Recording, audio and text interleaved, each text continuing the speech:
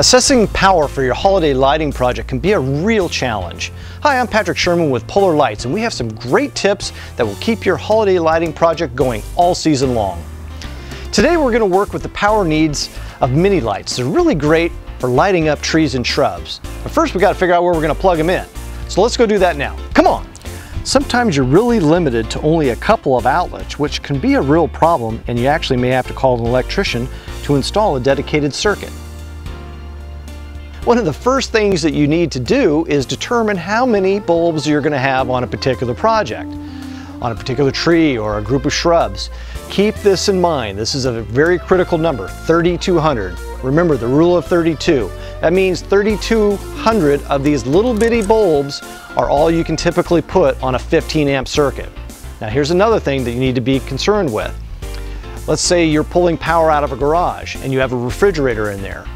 Well, that refrigerator, when it turns on, will actually pull about 5 to 10 amps when it first starts up. So that means that you may not be able to get all of your 3,200 bulbs going at the same time without popping that breaker. We suggest using mini 100s. If you're going to work with mini lights, get the 100 bulb strings.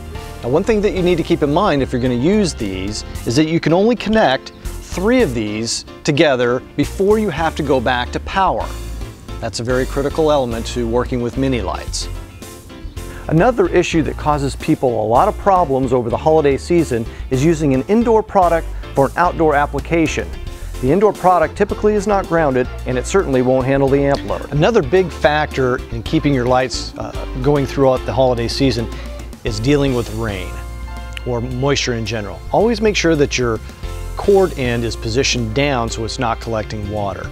Now if you have this laying on the ground, you need to at least get it positioned up so it's not sitting in a pool of water.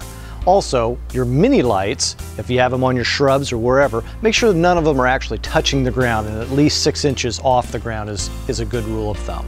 I'm Patrick Sherman with Polar Lights. If you would like more tips on how to light your home for the holidays, go to polarlights.com. We are the experts in holiday lighting.